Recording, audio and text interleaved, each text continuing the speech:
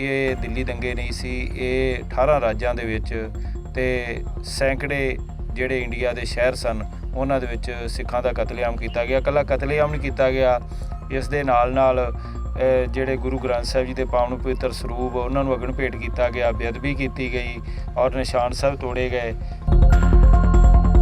ਇੱਕ ਤਾਂ ਦੱਸੋ, ਸਾਡੀ ਨਵੀਂ ਪੀੜ੍ਹੀ ਨੂੰ ਹੋ ਸਕਦਾ ਨਾ ਪਤਾ ਹੋਵੇ, ਕਿੰਨੇ ਕੁ ਸਿੱਖਾਂ ਦਾ ਕਤਲੇਆਮ ਕੀਤਾ ਗਿਆ ਸੀ? ਕੋਈ ਗਿਣਤੀ ਕੋਈ ਸਾਹਮਣੇ ਆਈ ਹੈ ਅਜੇ ਤੱਕ? ਦੇਖੋ, ਇਹ ਇੱਕ ਯੋਜਨਾਬੰਦ ਢੰਗ ਦੇ ਨਾਲ ਸਿੱਖਾਂ ਦਾ ਕਤਲੇਆਮ ਕੀਤਾ ਗਿਆ, ਨਸਲਕੁਸ਼ੀ ਕੀਤੀ ਗਈ, ਉਵੇਂ ਹੀ ਜਿਵੇਂ ਯਹੂਦੀਆਂ ਦਾ ਉਸ ਵੇਲੇ ਹਿਟਲਰ ਨੇ ਕਤਲੇਆਮ ਕੀਤਾ ਸੀ। ਤੇ ਜੇ ਯਹੂਦੀ ਉਹ ਕਤਲੇਆਮ ਨਹੀਂ ਭੁੱਲੇ ਤੇ ਸਿੱਖ ਕੌਮ ਕਿਵੇਂ ਭੁੱਲ ਗਈ? ਦੂਜੀ ਗੱਲ ਇਹ ਕਿ ਉਹਨਾਂ ਨੂੰ ਡਰ ਕੋਈ ਨਹੀਂ ਸੀ।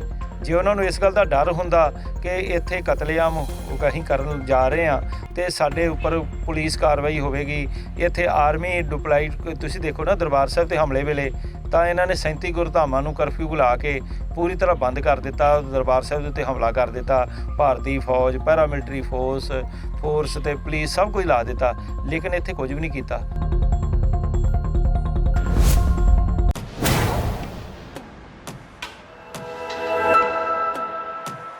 ਡੇਲੀ ਰਾਬਤਾ ਟੀਵੀ ਦੇਖ ਰਹੇ ਸਾਰੇ ਦਰਸ਼ਕਾਂ ਦਾ ਮੈਂ ਦਰਸ਼ਨ ਸਿੰਘ ਖੋਖਰ ਸਵਾਗਤ ਕਰਦਾ। ਨਵੰਬਰ ਦਾ ਮਹੀਨਾ ਹੈ, ਸਿੱਖਾਂ ਲਈ ਬਹੁਤ ਖਤਰਨਾਕ ਹੈ। ਸਿੱਖ ਮਾਨਸਿਕਤਾ ਦੇ ਜ਼ਖਮ ਅਜੇ ਵੀ ਨਵੰਬਰ ਦੇ ਮਹੀਨੇ ਕਾਰਨ ਅੱਲੇ ਨੇ। ਦਿੱਲੀ ਅਤੇ ਹੋਰਨਾਂ ਸ਼ਹਿਰਾਂ ਵਿੱਚ ਯੋਜਨਾਮਈ ਤਰੀਕੇ ਨਾਲ ਸਿੱਖਾਂ ਦਾ ਕਤਲੇਆਮ ਕੀਤਾ ਗਿਆ ਸੀ।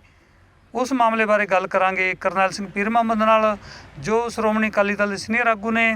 ਸਮੇਂ-ਸਮੇਂ 'ਤੇ ਇਹ ਦਿੱਲੀ ਦੰਗਿਆਂ ਦਾ ਜਾਂ ਕਹਿ ਸਕਦੇ ਹਾਂ ਕਿ ਦਿੱਲੀ ਅਤੇ ਹੋਰਨਾਂ ਸ਼ਹਿਰਾਂ 'ਚ ਹੋਏ ਸਿੱਖ ਕਾਤਲੇਆਮ ਦਾ ਵਿਰੋਧ ਕਰਦੇ ਰਹੇ ਨੇ। ਇਹਨਾਂ ਨਾਲ ਗੱਲ ਕਰਦੇ ਹਾਂ ਕਿ ਅੱਜ ਵੀ ਸਿੱਖਾਂ ਦੇ ਮਨਾਂ ਦੇ ਜ਼ਖਮ ਅੱਲੇ ਨੇ ਅਤੇ ਉਹ ਭਰੇ ਕਿਵੇਂ ਜਾ ਸਕਦੇ ਨੇ। ਪੀਰ ਮੁਹੰਮਦ ਸਾਹਿਬ, ਸਵਾਗਤ ਹੈ ਤੁਹਾਡਾ। ਧੰਨਵਾਦ ਜੀ। ਅੱਜ ਦੀ ਡੇਟ 'ਚ ਜੇ ਆਪਾਂ ਗੱਲ ਕਰੀਏ ਸਿੱਖ ਨਸਲਕੁਸ਼ੀ ਨੂੰ ਲੈ ਕੇ, ਕਿਸ ਤਰ੍ਹਾਂ ਇਨਸਾਫ ਮਿਲੇਗਾ ਜੋ ਪਿਛਲੇ ਕਈ ਸਾਲਾਂ ਤੋਂ ਨਹੀਂ ਮਿਲ ਰਿਹਾ?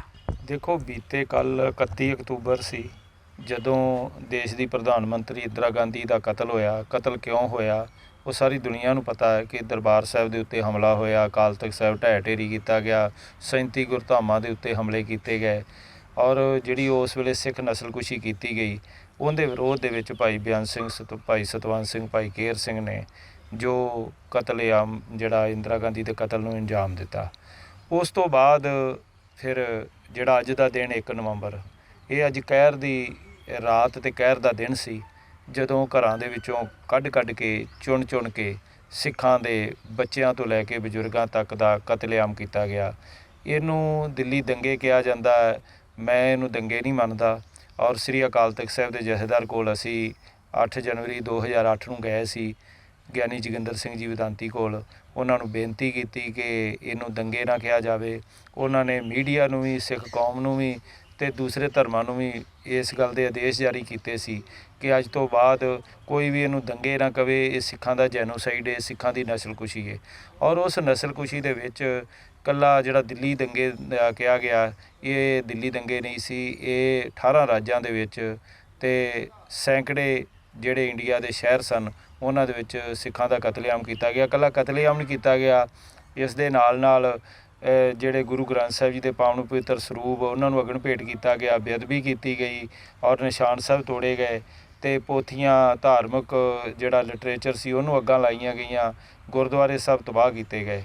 ਇੱਥੇ ਹੀ ਬਸ ਨਹੀਂ, ਨਵੰਬਰ 1984 ਦੇ ਵਿੱਚ ਭਾਰਤੀ ਫੌਜ ਦੇ ਜਿਹੜੇ ਵੱਡੇ ਅਫਸਰ ਸਨ ਔਰ ਜਿਹੜੇ ਜਵਾਨ ਸਨ, ਜਿਹੜੇ ਛੁੱਟੀਆਂ ਕੱਟ ਕੇ ਜਾਂ ਛੁੱਟੀਆਂ ਕੱਟਣ ਲਈ ਘਰ ਨੂੰ ਜਾ ਰਹੇ ਸੀ ਜਾਂ ਆ ਰਹੇ ਸੀ, ਉਹਨਾਂ ਨੂੰ ਰੇਲਵੇ ਸਟੇਸ਼ਨਾਂ ਦੇ ਉੱਪਰ ਜਿੰਦਾ ਜਲਾ ਦਿੱਤਾ ਗਿਆ ਵਰਦੀ ਦੇ ਵਿੱਚ। ਜੀ, ਹੁਣ ਸਵਾਲ ਇਹ ਆ ਜਾਂਦਾ ਕਿ ਇੱਕ ਤਾਂ ਦੱਸੋ, ਸਾਡੀ ਨਵੀਂ ਪੀੜ੍ਹੀ ਨੂੰ ਹੋ ਸਕਦਾ ਨਾ ਪਤਾ ਹੋਵੇ, ਕਿੰਨੇ ਕੁ ਸਿੱਖਾਂ ਦਾ ਕਤਲੇਆਮ ਕੀਤਾ ਗਿਆ ਸੀ? ਕੋਈ ਗਿਣਤੀ ਕੋਈ ਸਾਹਮਣੇ ਆਈ ਹੈ ਅਜੇ ਤੱਕ? ਦੇਖੋ, ਜੋ ਅਸੀਂ ਡਾਟੇ ਇਕੱਠੇ ਕੀਤੇ ਆ, ਉਹ ਜਿਵੇਂ ਇਹਨਾਂ ਨੇ ਦੱਸਿਆ ਸੀ ਤਕਰੀਬਨ 2780 ਦੇ ਕਰੀਬ ਭਾਰਤੀ ਜੋ ਇਹਨਾਂ ਦਾ ਅੰਕੜੇ ਸਨ ਭਾਰਤੀ ਸਰਕਾਰ ਦੇ, ਉਹ ਇਹਨਾਂ ਇੰਨੇ ਕੁ ਦੱਸੇ ਸੀ। ਪਰ ਜਿਹੜੇ ਸਾਡੇ ਅੰਕੜੇ ਨੇ ਉਹ ਹਜ਼ਾਰਾਂ ਦੀ ਤਾਦਾਦ ਦੇ ਵਿੱਚ ਅਸੀਂ ਮਹਿਸੂਸ ਕਰਦੇ ਹਾਂ। ਤਕਰੀਬਨ ਇਸ ਘੱਲੂਘਾਰੇ ਦੇ ਵਿੱਚ ਜਿਹਨੂੰ ਆਪਾਂ ਜਿਵੇਂ 3 ਘੱਲੂਘਾਰੇ ਵਾਪਰੇ ਆ ਦੇਸ਼ ਦੇ ਅੰਦਰ ਸਿੱਖਾਂ ਦੇ ਉੱਪਰ, ਤੇ ਇਹ ਇੱਕ ਆਪਣੇ ਆਪ ਵਿੱਚ ਬੜਾ ਵੱਡਾ ਘੱਲੂਘਾਰਾ ਸੀ, ਜਿਸ ਦੇ ਵਿੱਚ ਹਜ਼ਾਰਾਂ ਦੀ ਤਾਦਾਦ, ਤਕਰੀਬਨ 30,000 ਦੇ ਕਰੀਬ ਸਿੱਖ ਜਾਂ ਇੰਜਰਡ ਹੋਏ, ਜਿਨ੍ਹਾਂ ਵਿੱਚੋਂ ਵੱਡੀ ਤਾਦਾਦ ਦੇ ਵਿੱਚ ਸਿੱਖਾਂ ਦਾ ਕਤਲੇਆਮ ਹੋਇਆ।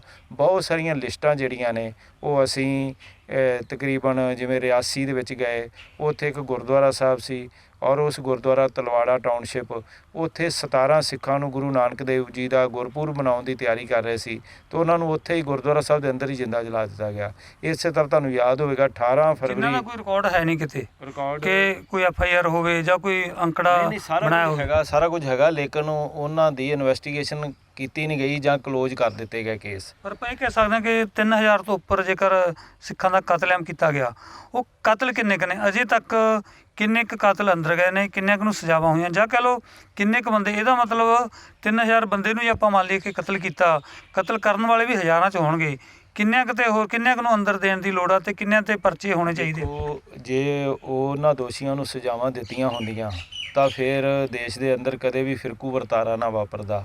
ਅੱਜ ਜੋ ਦਿੱਲੀ ਦੇ ਵਿੱਚ ਜਾਂ ਦੇਸ਼ ਦੇ ਵੱਖ-ਵੱਖ ਰਾਜਾਂ ਦੇ ਵਿੱਚ ਅੱਜ ਵੀ ਦੰਗੇ ਫਸਾਦ ਹੁੰਦੇ ਆ, ਉਹਦਾ ਮੁੱਖ ਕਾਰਨ ਹੀ ਇਹੋ ਹੈ ਕਿ ਉਹ ਜਿਹੜੇ ਕਾਤਲ ਭੀੜਾਂ ਸਨ, ਉਹ ਉਹਨਾਂ ਦੀ ਭਾਵੇਂ ਤੀਸਰੀ ਜਨਰੇਸ਼ਨ ਹੋਵੇ, ਦੂਸਰੀ ਹੋਵੇ, ਉਹ ਜਿਵੇਂ ਸਿੱਖਾਂ ਦੀ ਅੱਜ ਤੀਸਰੀ ਜਨਰੇਸ਼ਨ ਸਫ਼ਰ ਕਰ ਰਹੀ ਹੈ, ਇਵੇਂ ਹੀ ਉਹ ਜਿਹੜੇ ਕਾਤਲ ਨੇ ਉਹਨਾਂ ਦੀਆਂ ਭਟਕਦੀਆਂ ਰੂਹਾਂ ਜਿਹੜੀਆਂ ਨੇ ਉਹ ਅੱਜ ਵੀ ਇਸ ਦੇਸ਼ ਦੇ ਅੰਦਰ ਮੌਜੂਦ ਨੇ।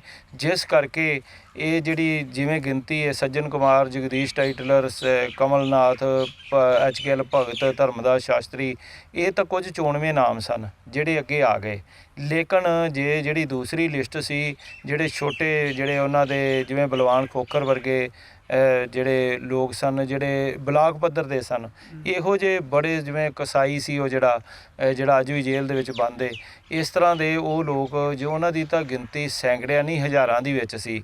ਔਰ ਬਕਾਇਦਾ ਵੱਧ ਤੋਂ ਵੱਧ ਅੰਕੜੇ ਜਿਹੜੇ ਅਸੀਂ ਇਕੱਠੇ ਕਰਕੇ ਦਿੱਤੇ, ਜਿਵੇਂ ਹੁਣ ਹੌਂਦ ਚਿੱਲੜ ਦਾ 32 ਸਿੱਖਾਂ ਨੂੰ ਪਹਿਲਾਂ ਜਿੰਦਾ ਜਲਾਉਣ ਦੀ ਅਸੀਂ ਜਿਹੜੀ 18 ਫਰਵਰੀ 2011 ਨੂੰ ਸਾਰੀ ਜਾਣਕਾਰੀ ਮੀਡੀਆ ਨੂੰ ਦਿੱਤੀ, ਪਰ ਉਸ ਤੋਂ ਬਾਅਦ ਜਿਵੇਂ ਅਸੀਂ ਗੁੜਗਾਉਂ ਗਏ, ਰਿਆਸੀ ਗਏ, ਫਿਰ ਲਾਗੇ ਹੋਰ ਥਾਵਾਂ ਦੇ ਉੱਤੇ ਗਏ, ਤਾਂ ਇਹ ਗਿਣਤੀ ਵੱਧਦੀ ਤਕਰੀਬਨ 68 ਦੇ ਕਰੀਬ ਪਹੁੰਚ ਗਈ। ਹੁਣ ਤੱਕ ਕਿੰਨੇ ਕੁ ਬੰਦਿਆਂ ਨੂੰ ਅੰਦਰ ਦਿੱਤਾ ਹੋਣਾ? ਜੇ ਆਪਾਂ ਗਿਣਤੀ ਗੱਲ ਕਰੀਏ 100 ਦੇ ਨੇੜੇ ਲੋਕ ਹੈਗੇ ਆ ਜਿਨ੍ਹਾਂ ਨੂੰ ਅੰਦਰ ਕੀਤਾ ਹੋਣਾ ਇਸ ਮਾਮਲੇ 'ਚ? ਨਹੀਂ, ਹੋਣਗੇ ਤਾਂ 150 ਦੇ ਕਰੀਬ ਵੀ ਹੋਣਗੇ, 200 ਦੇ ਕਰੀਬ ਵੀ ਹੋਣਗੇ, ਕਿਉਂਕਿ ਕਈਆਂ ਦੇ ਉੱਪਰ FIR ਦਰਜ ਹੋਈ ਹੈ।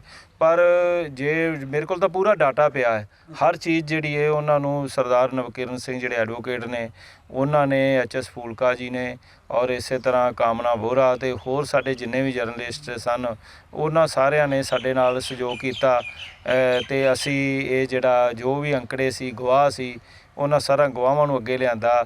ਜਿਹੜੇ ਪਹਿਲਾਂ ਇਹ ਸਰਕਾਰ ਕਹਿੰਦੀ ਸੀ, ਅਦਾਲਤਾਂ ਕਹਿੰਦੀਆਂ ਸੀ, ਪੁਲਿਸ ਕਹਿੰਦੀ ਸੀ ਕਿ ਇਹਨਾਂ ਕੋਲ ਤਾਂ ਗਵਾਹ ਹੀ ਕੋਈ ਨਹੀਂ ਹੈਗੇ, ਅਸੀਂ ਗਵਾਹ ਜਿਹੜੇ ਆ ਉਹ ਪੁਲਿਸ ਦੇ ਕੋਲ ਲਿਆਂਦੇ, ਉਹਨਾਂ ਦੇ ਸਾਹਮਣੇ ਪੇਸ਼ ਕੀਤੇ, ਅਤੇ ਫਿਰ ਉਹਨਾਂ ਨੂੰ ਬਕਾਇਦਾ ਉਹਨਾਂ ਦੇ ਬਿਆਨ ਅਦਾਲਤਾਂ ਦੇ ਵਿੱਚ 164 ਦੇ ਵਿੱਚ ਸਾਹਮਣੇ ਲਿਆਂਦੇ, ਔਰ ਉਸ ਤੋਂ ਬਾਅਦ ਹੀ ਸੱਜਣ ਕੁਮਾਰ ਨੂੰ ਸਜ਼ਾ ਹੋਈ, ਅਤੇ ਟਾਈਟਲਰ ਦਾ ਵੀ ਕੇਸ ਅਦਾਲਤ ਵਿੱਚ ਚੱਲ ਰਿਹਾ। 3 ਵਾਰ ਉਹਨੂੰ ਕਲੀਨ ਚਿੱਟ ਦਿੱਤੀ ਗਈ, ਉਸ ਦੇ ਬਾਵਜੂਦ ਵੀ ਅਸੀਂ ਉਹ ਸੰਘਰਸ਼ ਜਾਰੀ ਰੱਖਿਆ, ਅਤੇ ਅੱਜ ਵੀ ਉਹ ਕੇਸ ਜਿਹੜਾ ਹੈ ਉਹ ਹੁਣ ਫਿਰ ਦੁਬਾਰਾ ਓਪਨ ਹੋਇਆ।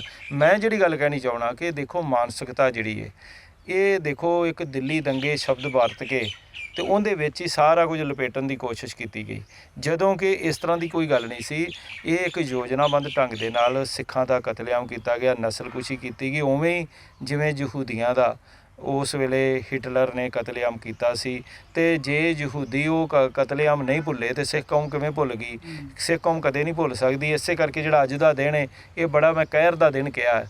ਅੱਜ ਦਾ ਦਿਨ ਤੁਸੀਂ ਇਮੈਜਿਨ ਕਰੋ ਕਿ ਲਾਸ਼ਾਂ ਦੇ ਸੱਥਰ ਵਿਛ ਰਹੇ ਨੇ, ਘਰਾਂ ਦੇ ਵਿੱਚ ਲੋਕ ਤੜੇ ਹੋਏ ਨੇ, ਔਰ ਉਹ ਇਸ ਇਨਸਾਫ ਵਾਸਤੇ ਕਿ ਕੋਈ ਸਾਨੂੰ ਬਚਾਉਣ ਆ ਜਾਏਗਾ, ਲੇਕਿਨ ਗੁਰੂ ਗ੍ਰੰਥ ਸਾਹਿਬ ਜੀ ਦਾ ਓਟ ਆਸਰਾ ਲੈ ਕੇ ਜਿਹੜੇ ਸਿੱਖ ਗੁਰੂ ਘਰ ਦੇ ਵਿੱਚ ਚਲੇ ਗਏ, ਗੁਰਦੁਆਰਾ ਸਾਹਿਬ ਦੇ, ਉੱਥੇ ਵੀ ਬਾਹਰ ਜਿਹੜੀ ਉਸ ਵੇਲੇ ਦੀ ਪੁਲਿਸ ਸੀ ਉਹਨਾਂ ਨੇ ਕਾਤਲਾਂ ਦਾ ਸਾਥ ਦਿੱਤਾ ਅਤੇ ਉਹਨਾਂ ਭੀੜਾਂ ਦਾ ਸਾਥ ਦਿੱਤਾ, ਔਰ ਸਿੱਖਾਂ ਨੂੰ ਵਰਗਲਾਉਣ ਦੀ ਕੋਸ਼ਿਸ਼ ਕੀਤੀ ਕਿ ਤੁਸੀਂ ਬਾਹਰ ਆ ਜਾਓ, ਤੁਹਾਨੂੰ ਕੋਈ ਕੁਝ ਨਹੀਂ ਕਰ ਰਿਹਾ ਸੀ। ਜਿਸ ਤਰ੍ਹਾਂ 120 ਦੇ ਵਿੱਚ ਮੁਲਜ਼ਮਾਂ ਨੂੰ ਅੰਦਰ ਕੀਤਾ ਜਾਂਦਾ ਹੈ, ਪੁਲਿਸ ਵਾਲਿਆਂ ਨੇ ਸਾਥ ਦਿੱਤਾ, ਕਿਸੇ ਪੁਲਿਸ ਵਾਲੇ 'ਤੇ ਵੀ ਕੋਈ ਕਾਰਵਾਈ ਹੋਈ ਦਿੱਲੀ ਕਤਲੇਆਮ ਦੌਰਾਨ? ਅਸੀਂ ਤਕਰੀਬਨ ਇਹ 70 ਦੇ ਕਰੀਬ ਇਸ ਤਰ੍ਹਾਂ ਦੇ ਨਾਮ ਜਿਹੜੇ ਸੀ ਆਇਡੈਂਟੀਫਾਈ ਕੀਤੇ ਸੀ, ਜਿਨ੍ਹਾਂ ਦੇ ਵਿੱਚ ਉਸ ਵੇਲੇ ਦੇ ਡੀਐਸਪੀ ਐਸਪੀ ਰੈਂਕ ਦੇ ਵੀ ਔਰ ਇੰਸਪੈਕਟਰ ਰੈਂਕ ਦੇ ਵੀ, ਸਬ ਇੰਸਪੈਕਟਰ ਰੈਂਕ ਦੇ, ਹੌਲਦਾਰ, ਕਾਂਸਟੇਬਲ ਔਰ ਜਿਹੜੇ ਥੱਲੇ ਜਿਹੜੀ ਆਰਜੀ ਪੁਲਿਸ ਹੁੰਦੀ ਹੈ ਜਿਵੇਂ ਐਸਪੀਓ ਟਾਈਪ, ਉਹਨਾਂ ਸਾਰਿਆਂ ਦੀ ਲਿਸਟ ਜਿਹੜੀ ਸੀ ਉਹ ਵੀ ਨਸ਼ਰ ਕੀਤੀ ਸੀ। ਪਰ ਦੇਖੋ ਕੀ ਹੋਇਆ ਹੈ ਕਿ ਜੇ ਕਿਸੇ ਨੂੰ ਕਿਸੇ ਦੇ ਉੱਤੇ FIR ਦਰਜ ਵੀ ਹੋ ਗਈ ਜਾਂ ਨੈਗਲੀਜੈਂਸੀ ਦਾ ਕੋਈ ਕੇਸ ਦਰਜ ਵੀ ਹੋ ਗਿਆ ਤਾਂ ਉਹਨੇ ਥੋੜ੍ਹੇ ਦਿਨਾਂ ਦੇ ਵਿੱਚ ਬੇਲ ਲੈ ਲਈ, ਅਤੇ ਉਸ ਤੋਂ ਬਾਅਦ ਤੁਸੀਂ ਦੇਖੋ 36 ਇਹੋ ਜਿਹੇ ਕੇਸ ਸਨ ਜਿਨ੍ਹਾਂ ਦੇ ਵਿੱਚ ਤਕਰੀਬਨ ਕਿਸੇ ਦੇ ਵਿੱਚ 5 ਦੋਸ਼ੀ ਸਨ, ਕਿਸੇ 'ਚ 10 ਦੋਸ਼ੀ ਸਨ, ਉਹ ਤਕਰੀਬਨ 107 ਦੋਸ਼ੀ ਬਣਦੇ ਸਨ, ਜਿਨ੍ਹਾਂ ਦੀਆਂ ਪੀਲਾਂ ਜਿਹੜੀਆਂ ਸੀ ਉਹ ਪੈਂਡਿੰਗ ਪਈਆਂ ਸੀ। ਉਹਨਾਂ ਨੂੰ ਕਿਵੇਂ ਕਿ ਕਿਸੇ ਨੂੰ 5 ਸਾਲ ਦੀ ਸਜ਼ਾ ਹੋਈ, ਕਿਸੇ ਨੂੰ 3 ਸਾਲ ਦੀ, ਕਿਸੇ ਨੂੰ 2 ਸਾਲ ਦੀ, ਅਤੇ ਉਹਨਾਂ ਨੇ ਉਸੇ ਵੇਲੇ ਬੇਲ ਲੈ ਲਈ। ਇਸ ਤਰ੍ਹਾਂ ਦੇ ਬੜੇ ਕੇਸ ਨੇ।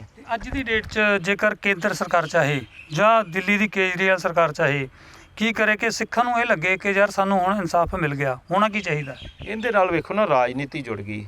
ਰਾਜਨੀਤੀ ਇਸ ਪੱਧਰ ਦੀ ਕਿ ਇੱਕ ਕਹਿਣ ਨੂੰ ਸ਼ਬਦ ਮਿਲ ਗਿਆ ਜੀ ਇਹ ਕਾਂਗਰਸ ਨੇ ਕਰਾਇਆ, ਇਹ ਜੀ BJP ਵਾਲੇ ਕਹਿੰਦੇ ਜੀ ਇਹ ਕਾਂਗਰਸ ਨੇ ਕਰਾਇਆ, ਕਾਂਗਰਸ ਕਹਿੰਦੀ ਜੀ ਇਹਨਾਂ ਨੇ ਗੋਧਰਾ ਕਾਂਡ ਕਰਾਇਆ ਅਤੇ ਉੱਥੇ ਜੀ ਗੁਜਰਾਤ ਦੇ ਵਿੱਚ ਦੰਗਾ ਫਸਾਦ ਕਰਾਇਆ। ਇੱਕ ਦੂਜੇ ਨੂੰ ਇਹੋ ਹੀ ਕਹੀ ਜਾ ਰਹੇ ਆ। 38 ਸਾਲ ਹੋ ਗਏ ਨੇ, ਇਹਦੇ ਵਿੱਚੋਂ ਇਨਸਾਫ ਨਹੀਂ ਲੱਭ ਰਿਹਾ। ਦੇਖੋ ਅਸੀਂ ਇਹ ਗੱਲ ਕਹਿੰਦੇ ਆ ਕਿ ਇਹ ਜਿਹੜਾ ਕਤਲੇਆਮ ਕਰਨ ਵਾਲੀਆਂ ਭੀੜਾਂ ਸਨ, ਉਹਨਾਂ ਨੂੰ ਔਰਗਨਾਈਜ਼ ਕਰਨ ਵਾਲੇ ਉਹ ਤਾਂ ਤੁਸੀਂ ਫੜ ਲਏ 1-2, ਲੇਕਿਨ ਇਹ ਜਿਹੜੀ ਇੱਕ ਪਿੱਛੇ ਬੜੀ ਵੱਡੀ ਸਾਜ਼ਿਸ਼ ਸੀ, ਉਹ ਸਾਜ਼ਿਸ਼ ਉਸ ਵੇਲੇ ਦੀ ਪੂਰੀ ਸਰਕਾਰ ਜ਼ਿੰਮੇਵਾਰ ਸੀ। ਜਿਹੜੀ ਰਾਜੀਵ ਗਾਂਧੀ ਦੀ ਸਰਕਾਰ ਸੀ ਉਹ ਪੂਰੀ ਤਰ੍ਹਾਂ ਉਸ ਦੀ ਜ਼ਿੰਮੇਵਾਰ ਸੀ, ਲੇਕਿਨ ਉਹਨਾਂ ਨੇ ਨਾ ਤਾਂ ਮਾफ़ੀ ਮੰਗੀ, ਨਾ ਉਹਨਾਂ ਨੇ ਪਛਤਾਤਾਪ ਕੀਤਾ। ਬਸ ਕਦੇ ਕਦਾਈ ਜਦੋਂ ਕਿਤੇ ਕੋਈ ਮੀਡੀਆ ਵਾਲਾ ਪੁੱਛਦਾ ਇੰਨੀ ਗੱਲ ਕਹਿ ਦਿੰਦੇ ਜੀ ਹਾਂ ਜੀ ਬੜਾ ਮੰਦਭਾਗਾ ਥਾ, ਬੜੀ ਦੁਖਦ ਥੀ, ਇਹ ਤੋਂ ਗਾਂ ਗੱਲ ਨਹੀਂ ਚੱਲਦੀ। ਪਰ ਮੈਂ BJP ਬਾਰੇ ਇੰਨੀ ਗੱਲ ਕਹਿਣੀ ਚਾਹਾਂਗਾ ਕਿ ਜਿਵੇਂ ਨਰਿੰਦਰ ਮੋਦੀ ਦੀ ਸਰਕਾਰ ਨੇ ਜਾਂ ਪਹਿਲਾਂ ਜਿਹੜੀ ਅਟਲ ਬਿਹਾਰੀ ਵਾਜਪੇਈ ਦੀ ਸਰਕਾਰ ਸੀ, ਇਹਨਾਂ ਨੇ ਜਿਸ ਤਰ੍ਹਾਂ ਭਾਵੇਂ ਇਹਨਾਂ ਨੇ ਇੱਕ ਆਪਣੀ ਕੋਈ ਜਿਹੜੀ ਹੁੰਦੀ ਹੈ ਕਿ ਰਾਜਨੀਤਿਕ ਜਿਹੜੇ ਢੰਗ ਤਰੀਕੇ ਹੁੰਦੇ ਆ ਉਹਨਾਂ ਕਰਕੇ ਹੀ ਸਹੀ, ਪਰ ਇਹਨਾਂ ਨੇ 2-3 ਬੰਦਿਆਂ ਨੂੰ ਜਿਹੜਾ ਹੈ ਸਜ਼ਾ ਕਰਾਉਣ ਦੇ ਵਿੱਚ ਇੱਕ ਮੈਂ ਸਮਝਣਾ ਕਿ ਸਾਨੂੰ ਥੋੜ੍ਹੀ ਜਿਹੀ ਮਲਮਲਾਈ ਹੈ। ਲੇਕਿਨ ਜੇ ਇਹ ਸੱਚੇ ਦਿਲੋਂ ਅੱਜ ਵੀ ਚਾਹਣ ਤਾਂ ਬਹੁਤ ਸਾਰੇ ਕਾਤਲ ਜਿਵੇਂ ਕਮਲਨਾਥ ਹੈ, ਕਮਲਨਾਥ ਸਭ ਤੋਂ ਵੱਡਾ ਕਾਤਲ ਹੈ ਜਿਹਨੇ ਗੁਰਦੁਆਰਾ ਰਕਾਬਗੰਜ ਸਾਹਿਬ ਦੇ ਜਿਹੜੀ ਭੀੜ ਸੀ ਉਸ ਦੀ ਅਗਵਾਈ ਕੀਤੀ। ਉੱਥੇ 2 ਸਿੱਖਾਂ ਨੂੰ ਜਿੰਦਾ ਜਲਾ ਦਿੱਤਾ ਗਿਆ। ਜਿਹੜੇ ਇੰਡੀਅਨ ਐਕਸਪ੍ਰੈਸ ਦੇ ਉਸ ਵੇਲੇ ਦੇ ਸੀਨੀਅਰ ਜਰਨਲਿਸਟ ਮਿਸਟਰ ਸੂਰੀ ਸਨ, ਉਹ ਬਕਾਇਦਾ ਗਵਾਹ ਸਨ, ਲੇਕਿਨ ਉਹਦਾ ਵੀ ਕੁਝ ਨਹੀਂ ਬਣਿਆ। ਸੋ ਮੈਂ ਗੱਲ ਕਹਿਣੀ ਚਾਹੁੰਦਾ ਕਿ ਅੱਜ 38 ਸਾਲ ਹੋ ਗਏ ਨੇ, ਦੇਸ਼ ਦੀ ਪਾਰਲੀਮੈਂਟ ਨੂੰ ਇੱਕ ਵਿਸ਼ੇਸ਼ ਸੈਸ਼ਨ ਬੁਲਾਉਣਾ ਚਾਹੀਦਾ ਨਵੰਬਰ ਦੇ ਪਹਿਲੇ ਹਫ਼ਤੇ, ਉਸ ਦੇ ਵਿੱਚ ਬਕਾਇਦਾ ਪਛਤਾਤਾਪ ਕਰਨ ਕਿ ਇਸ ਦੇਸ਼ ਦੇ ਅੰਦਰ ਇੱਕ ਸਭ ਤੋਂ ਵੱਡਾ ਕਲੰਕ ਹੈ ਇਹ ਡੈਮੋਕ੍ਰੇਸੀ ਦੇ ਮੱਥੇ ਤੇ ਲੱਗਾ ਕਿ ਭਾਰਤ ਦੇ ਅੰਦਰ ਸਿੱਖ ਜਿਹੜੀ ਹੈ ਸਭ ਤੋਂ ਬਹਾਦਰ ਕੌਮ, ਜਿਹਨੇ ਐਡੀਆਂ ਵੱਡੀਆਂ ਕੁਰਬਾਨੀਆਂ ਕੀਤੀਆਂ ਅਤੇ ਜਿਨ੍ਹਾਂ ਦਾ ਕਤਲੇਆਮ ਕੀਤਾ ਗਿਆ। ਤੁਸੀਂ ਦੇਖੋ ਕਤਲੇਆਮ ਹੀ ਇੱਕ ਪਾਸੜ ਹੈ। ਇਹ ਕਹਿੰਦੇ ਆ ਜੀ ਹਿੰਦੂ ਸਿੱਖ ਸ਼ਾਇਦ ਲੜੇ ਹੋਣਗੇ, ਨਾ, ਹਿੰਦੂ ਸਿੱਖਾਂ ਦੀ ਕੋਈ ਲੜਾਈ ਨਹੀਂ ਸੀ। ਹਾਂ, ਫਿਰਕੂ ਲੋਕ ਹਰ ਧਰਮ ਦੇ ਵਿੱਚ ਹੁੰਦੇ ਨੇ, ਇਸ ਧਰਮ ਦੇ ਵਿੱਚ ਵੀ ਜਿਹੜੇ ਫਿਰਕੂ ਲੋਕ ਸਨ ਉਹਨਾਂ ਨੇ ਇਹ ਜ਼ਰੂਰ ਕਿਹਾ ਕਿ ਸਾਡੀ ਮਾਂ ਮਾਰਤੀ, ਸਾਡਾ ਇੰਜ ਹੋ ਗਿਆ, ਅਤੇ ਉਹਨਾਂ ਨੇ ਜ਼ਰੂਰ ਇਸ ਦਾ ਪੱਤਾ ਖੇਡਿਆ। ਪਰ ਬਹੁਤਾਤ ਦੇ ਵਿੱਚ ਜਿਹੜਾ ਹਿੰਦੂ ਹੈ, ਚਾਹੇ ਮੁਸਲਮਾਨ ਹੈ, ਚਾਹੇ ਈਸਾਈ ਹੈ, ਉਹ ਇਸ ਕਤਲੇਆਮ ਦੇ ਵਿੱਚ ਸ਼ਾਮਲ ਨਹੀਂ ਸੀ। ਲੇਕਿਨ ਜਿਹੜੇ ਦੋਸ਼ੀ ਨੇ ਉਹ ਚਾਹੇ ਹਿੰਦੂ ਹੋਣ, ਚਾਹੇ ਮੁਸਲਮਾਨ ਹੋਣ, ਚਾਹੇ ਈਸਾਈ ਹੋਣ, ਜਿਹੜੇ ਉਹ ਭਾੜੇ ਦੇ ਟੱਟੂ ਸਨ ਜਿਨ੍ਹਾਂ ਨੂੰ ਉਸ ਵੇਲੇ ਦੀ ਕਾਂਗਰਸ ਸਰਕਾਰ ਨੇ ਹੈਰ ਕੀਤਾ। ਕਹਿ ਸਕਦੇ ਹਾਂ ਲੁਟੇਰਾ ਅਨਸਰ ਵੀ ਕਹਿੰਦੇ ਬਹੁਤ ਆ ਗਏ ਸੀ, ਜਿਨ੍ਹਾਂ ਨੂੰ ਲੱਗਦਾ ਸੀ ਸਿੱਖ ਬਹੁਤ ਰਿਚ ਨੇ, ਉਹਨਾਂ ਦੀਆਂ ਦੁਕਾਨਾਂ ਲੁੱਟੀਆਂ ਗਈਆਂ। ਕਿਉਂਕਿ ਜੇ ਬੰਦੇ ਨੂੰ ਖਤਮ ਕਰ ਦੋ ਲੁੱਟਣਾ ਸੌਖਾ ਹੋ ਜਾਂਦਾ, ਜੇ ਬੰਦਾ ਜਿੰਦਾ ਫਿਰ ਉਸ ਲੈਵਲ ਦੀ ਲੁੱਟ ਨਹੀਂ ਹੋ ਸਕਦੀ। ਲੁੱਟਣ ਵਾਲੇ ਵੀ ਮੈਨੂੰ ਲੱਗਦਾ ਲੁਟੇਰਾ ਅਨਸਰ ਬਹੁਤ ਸੀ ਦਿੱਲੀ ਦੇ ਵਿੱਚ। ਡੂ ਐਂਡ ਡਾਈ ਦਾ ਰੋਲ ਜਿਹੜਾ ਹੁੰਦਾ ਮਰ ਜਾਓ ਜਾਂ ਮਾਰ ਦਿਓ, ਇਹ ਉਦੋਂ ਹੁੰਦਾ ਹੈ ਕਿ ਜਦੋਂ ਇਸ ਦਾ ਗੱਲ ਹੋਵੇ ਕਿ ਅਸੀਂ ਇੱਕ ਲੜਾਈ ਲੜ ਰਹੇ ਹਾਂ। ਹੁਣ ਜਿਹੜੇ ਲੜਨਾ ਚਾਹੁੰਦੇ ਸੀ ਉਹਨਾਂ ਦੇ ਨਾਲ, ਉਹਨਾਂ ਨੂੰ ਤਾਂ ਇਹੋ ਜਿਹਾ ਮਾਹੌਲ ਬਣਾ ਕੇ ਦਿੱਤਾ ਗਿਆ ਜੀ ਉਹਨਾਂ ਕੋਲੋਂ ਹਥਿਆਰ ਖੋਹਲੇ ਗਏ। ਜਿਹੜੇ ਸਿੱਖ ਲੜਨਾ ਚਾਹੁੰਦੇ ਸੀ ਉਹਨਾਂ ਕੋਲ ਹਥਿਆਰ ਖੋਹਲੇ ਗਏ, ਜੋ ਵੀ ਉਹਨਾਂ ਕੋਲ ਛੋਟੇ ਮੋਟੇ ਸ਼ਸਤਰ ਸਨ। ਦੂਸਰੇ ਪਾਸੇ ਜਿਹੜੀਆਂ ਭੀੜਾਂ ਸਨ ਉਹਨਾਂ ਨੂੰ ਕੈਰੋਸੀਨ ਪਾਊਡਰ ਔਰ ਉਹਨਾਂ ਨੂੰ ਤਰ੍ਹਾਂ ਤਰ੍ਹਾਂ ਦਾ ਜੋ ਤਰਲ ਪਦਾਰਥ ਦਿੱਤੇ ਗਏ ਕਿ ਤੁਸੀਂ ਸਿੱਖਾਂ ਦੇ ਘਰ ਜਲਾ ਦਿਓ। ਦੂਜੀ ਗੱਲ ਇਹ ਕਿ ਉਹਨਾਂ ਨੂੰ ਡਰ ਕੋਈ ਨਹੀਂ ਸੀ। ਜੇ ਉਹਨਾਂ ਨੂੰ ਇਸ ਗੱਲ ਦਾ ਡਰ ਹੁੰਦਾ ਕਿ ਇੱਥੇ ਕਤਲੇਆਮ ਅਸੀਂ ਕਰਨ ਜਾ ਰਹੇ ਹਾਂ ਅਤੇ ਸਾਡੇ ਉੱਪਰ ਪੁਲਿਸ ਕਾਰਵਾਈ ਹੋਵੇਗੀ, ਇੱਥੇ ਆਰਮੀ ਡਿਪਲਾਈਡ, ਤੁਸੀਂ ਦੇਖੋ ਨਾ ਦਰਬਾਰ ਸਾਹਿਬ 'ਤੇ ਹਮਲੇ ਵੇਲੇ ਤਾਂ ਇਹਨਾਂ ਨੇ 37 ਗੁਰਧਾਮਾਂ ਨੂੰ ਕਰਫਿਊ ਲਾ ਕੇ ਪੂਰੀ ਤਰ੍ਹਾਂ ਬੰਦ ਕਰ ਦਿੱਤਾ, ਦਰਬਾਰ ਸਾਹਿਬ ਦੇ ਉੱਤੇ ਹਮਲਾ ਕਰ ਦਿੱਤਾ। ਭਾਰਤੀ ਫੌਜ, ਪੈਰਾਮਿਲਟਰੀ ਫੋਰਸ ਅਤੇ ਪੁਲਿਸ ਸਭ ਕੁਝ ਲਾ ਦਿੱਤਾ, ਲੇਕਿਨ ਇੱਥੇ ਕੁਝ ਵੀ ਨਹੀਂ ਕੀਤਾ। ਉਸ ਵੇਲੇ ਭਾਰਤੀ ਫੌਜ ਦੀਆਂ ਜਿਹੜੀਆਂ ਬੈਰਕਾਂ ਦੇ ਵਿੱਚ ਬੈਠੀਆਂ ਸਨ ਫੌਜਾਂ, ਉਹਨਾਂ ਦੇ ਵਿੱਚੋਂ ਕੁਝ ਇਸ ਤਰ੍ਹਾਂ ਦੇ ਸਨ ਜਿਹੜੇ ਦਿੱਲੀ ਦੇ ਵਿੱਚ ਸਨ। ਉਹਨਾਂ ਨੇ ਆਪਣੇ ਪੱਧਰ ਦੇ ਉੱਤੇ ਤਾਂ ਭਾਵੇਂ ਕਿਸੇ ਰਿਸ਼ਤੇਦਾਰ ਨੂੰ ਜਾਂ ਕੋਈ ਇੱਕ ਮਾਨਵਤਾ ਦੇ ਆਧਾਰ 'ਤੇ ਬਚਾ ਲਿਆ ਹੋਵੇ, ਲੇਕਿਨ ਤੁਸੀਂ ਦੇਖੋ ਦਿੱਲੀ ਦੇ ਵਿੱਚ ਹੀ ਥਲ ਸੈਨਾ ਦਾ ਮੁਖੀ, ਦਿੱਲੀ ਦੇ ਵਿੱਚ ਹੀ ਜਲ ਸੈਨਾ ਦਾ ਮੁਖੀ, ਦਿੱਲੀ ਦੇ ਵਿੱਚ ਹੀ ਹਵਾਈ ਸੈਨਾ ਦਾ ਮੁਖੀ, ਦਿੱਲੀ ਦੇ ਵਿੱਚ ਹੀ ਰਾਸ਼ਟਰਪਤੀ, ਦਿੱਲੀ ਦੇ ਵਿੱਚ ਉਪ ਰਾਸ਼ਟਰਪਤੀ, ਦਿੱਲੀ ਦੇ ਵਿੱਚ ਹੀ ਪ੍ਰਧਾਨ ਮੰਤਰੀ, ਤੇ ਕਿੰਨੇ 540 ਦੇ ਕਰੀਬ ਮੈਂਬਰ ਪਾਰਲੀਮੈਂਟ, 272 ਦੇ ਕਰੀਬ ਰਾਜ ਸਭਾ ਦੇ ਮੈਂਬਰ, ਕਿੰਨੇ ਦੇਸ਼ਾਂ ਦੀਆਂ ਅੰਬੈਸੀਆਂ, ਉਹਨਾਂ ਦੇ ਸਫੀਰ ਇੱਥੇ ਬੈਠੇ ਆ, ਕਿੰਨਾ ਸਿਸਟਮ ਹੈ ਤਾਮ ਝਾਮ, ਲੇਕਿਨ ਉਹ ਲਾਸ਼ਾਂ ਦੇ ਉੱਤੋਂ ਲੰਘ ਕੇ ਸਾਰੇ ਜਾਂਦੇ ਰਹੇ। ਇਹਦਾ ਮਤਲਬ ਹੈ ਕਿ ਉਦੋਂ ਇਨਸਾਨੀਅਤ ਮਰ ਗਈ ਸੀ। ਉਦੋਂ ਸਿੱਖਾਂ ਦਾ ਕਤਲੇਆਮ ਕਰਨ ਲਈ ਸਾਰੀਆਂ ਅੱਖਾਂ ਬੰਦ ਸਨ ਕਿ ਕੋਈ ਵੀ ਹੋ ਰਿਹਾ, ਜਿਵੇਂ ਆਪਾਂ ਦੇਖਦੇ ਹਾਂ ਕਿ ਸੜਕ ਦੇ ਉੱਤੇ ਕੋਈ ਜਾਨਵਰ ਮਰ ਜਾਂਦਾ, ਉਹਦਾ ਵੀ ਅਸੀਂ ਖਿਆਲ ਰੱਖਦੇ ਹਾਂ। ਲੇਕਿਨ ਇੱਥੇ ਸਿੱਖਾਂ ਦੀਆਂ ਲਾਸ਼ਾਂ ਵਿਛੀਆਂ ਪਈਆਂ ਸੀ, ਲੇਕਿਨ ਉਹਨਾਂ ਵੱਲ ਧਿਆਨ ਨਹੀਂ ਦਿੱਤਾ ਗਿਆ। ਅੱਜ ਵੀ ਦਿੱਲੀ ਦੇ ਵਿੱਚ ਤਿਲਕ ਨਗਰ ਵੇਖੋ ਜਾ ਕੇ, ਔਰ ਉੱਥੇ ਅੱਜ ਵੀ ਵਿਧਵਾ ਕਲੋਨੀਆਂ ਬਣੀਆਂ ਹੋਈਆਂ ਨੇ। ਅੱਜ ਸਾਡੀਆਂ ਮਾਤਾਵਾਂ ਭੈਣਾਂ, ਉਹ ਛੋਟੇ ਛੋਟੇ ਬੱਚੇ ਜਿਹੜੇ ਆ ਐਜੂਕੇਸ਼ਨ ਤੋਂ ਰਹਿ ਗਏ ਨੇ, ਜਿਹੜੇ ਅੱਜ ਵੀ ਮੁਆਵਜ਼ਾ ਦੀ ਉਡੀਕ ਕਰ ਰਹੇ ਨੇ। ਨਾ ਤਾਂ ਉਹਨਾਂ ਨੂੰ ਮੁਆਵਜ਼ਾ ਦਿੱਤਾ ਗਿਆ ਸਹੀ ਢੰਗ ਦੇ ਨਾਲ, ਜੇ ਦਿੱਤਾ ਵੀ ਗਿਆ ਤੇ ਆਸਾਨ ਕਰਨ ਦੀ ਕੋਸ਼ਿਸ਼ ਕੀਤੀ ਜਾਂਦੀ ਹੈ ਕਿ ਬੀਜੇਪੀ ਦੀ ਸਰਕਾਰ ਆਈ ਜੀ, ਇਹਨਾਂ 5 ਲੱਖ ਦੇਤਾ, ਇਹਨਾਂ ਜੀ 10 ਲੱਖ ਦੇਤਾ ਜੀ, ਇਹਨਾਂ 2 ਲੱਖ ਦੇਤਾ। ਇਹ ਜਿਹੜਾ ਇੱਕ ਪਰਿਵਾਰ ਦਾ ਜੀ ਚਲਾ ਜਾਂਦਾ, ਉਹ ਕਿੰਨੀ ਕਮਾਈ ਕਰਦਾ ਪੂਰੀ ਆਪਣੀ ਜ਼ਿੰਦਗੀ ਦੇ ਵਿੱਚ। ਉਹ ਵੱਡੇ ਵੱਡੇ ਮਹਿਲ ਉਸਾਰ ਲੈਂਦਾ, ਉਹ ਵੱਡੇ ਵੱਡੇ ਅੰਪਾਇਰ ਖੜ੍ਹੇ ਕਰ ਦਿੰਦਾ। ਇਹਨਾਂ ਦੇ ਵਿੱਚ ਕਿੰਨੇ ਲੋਕ ਸਨ ਜਿਹੜੇ ਸਾਡਾ ਭਵਿੱਖ ਸਨ, ਉਹਨਾਂ ਸਾਰਿਆਂ ਨੂੰ ਉਸ ਵੇਲੇ ਜਿੰਦਾ ਜਲਾਇਆ ਗਿਆ। ਸੋ ਸਿੱਖ ਨਸਲ ਕੁਸ਼ੀ ਬਾਰੇ ਤੁਸੀਂ ਡਿਟੇਲ ਵਿੱਚ ਸੁਣੀ। ਕਰਨੈਲ ਸਿੰਘ ਪੀਰ ਮੁਹੰਮਦ ਨੇ ਕਿਹਾ ਕਿ ਬਾਅਦ ਦੇ ਵਿੱਚ ਸਿਆਸਤ ਹੋਣ ਲੱਗ ਪਈ। ਜੇਕਰ ਸਿਆਸਤ ਨਾ ਹੁੰਦੀ ਤਾਂ ਜੋ ਜਿਨ੍ਹਾਂ ਨੇ ਜ਼ੁਲਮ ਕੀਤਾ ਉਹਨਾਂ ਨੂੰ ਅੰਦਰ ਦਿੱਤਾ ਜਾ ਸਕਦਾ ਸੀ। ਅੱਜ ਵੀ ਜੇਕਰ ਕੇਂਦਰ ਸਰਕਾਰ ਗੰਭੀਰਤਾ ਵਿਖਾਵੇ ਤਾਂ ਜਿਹੜੇ ਵੀ ਦੋਸ਼ੀ ਨੇ ਉਹਨਾਂ ਨੂੰ ਹੁਣ ਵੀ ਅੰਦਰ ਦਿੱਤਾ ਜਾ ਸਕਦਾ ਹੈ। ਸੋ ਸਾਡੀ ਨਜ਼ਰ ਬਣੀ ਰਹੇਗੀ ਕਿ ਸਿੱਖਾਂ ਨੂੰ ਸਿੱਖ ਨਸਲਕੁਸ਼ੀ ਮਾਮਲੇ ਵਿੱਚ ਕਦੋਂ ਇਨਸਾਫ ਮਿਲੇਗਾ। ਕੈਮਰਾਮੈਨ ਅਜੇ ਦੇ ਨਾਲ ਦਰਸ਼ਨ ਸਿੰਘ ਖੋਖਰ, ਚੰਡੀਗੜ੍ਹ।